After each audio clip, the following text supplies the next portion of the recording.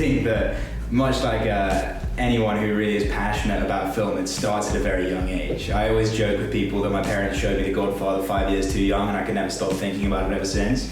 And while I always adored films and while I always loved films, I never had any access whatsoever to the actual tools of filmmaking. It was always just kind of an interest for me. It was a hobby to think about writing films and think about how I might film them, with no actual ability to do so.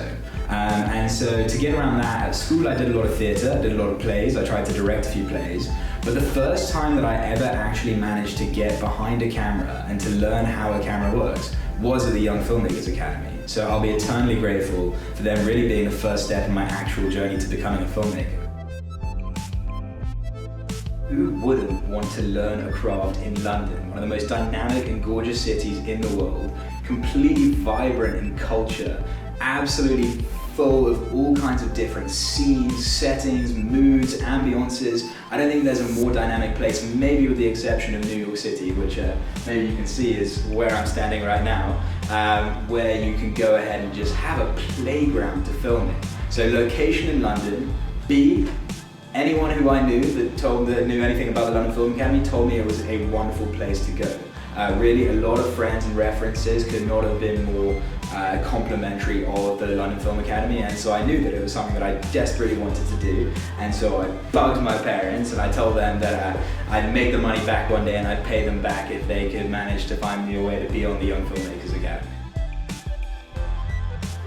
If it's not already abundantly clear from just how excited I am to be able to give this interview, I adored it. Now the highlight for me is always going to be having my film. The film that I made is kind of the capstone of the 2-week course. It will always be on my YouTube account, it will always be on my hard drive, and I will always show it to people with this kind of sense of pride and excitement. That's my first film that I ever made.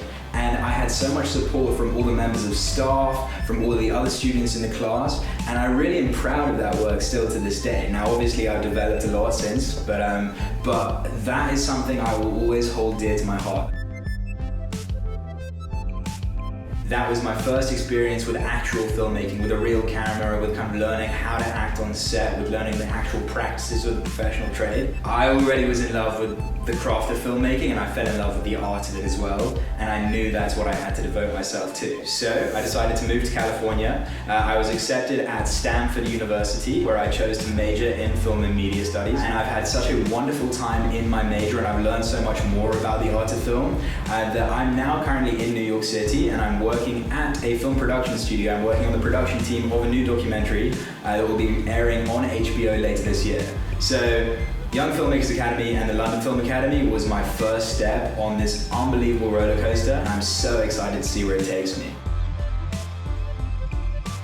Film everything. Walk down the street, and even if you don't have a camera with you, even if you don't want to film it on your phone, look around you and think, what is cinematic here? What works? What's visual? What tells a story just by looking at it? And if you start to live like that, you'll start to notice all these beautiful things about everyday life, and you'll start to really kind of create this imagination that spurs you, that next time you actually do have a camera, to start to capture it. And then you capture one thing, you capture another, and all of a sudden you think about how they're connected, how they make sense. So maybe you sit down and you start to write a script about it. And that's just kind of where it comes from, and it starts there, and you end up being able to tell these stories that you never even imagined you might tell, just because you look around you.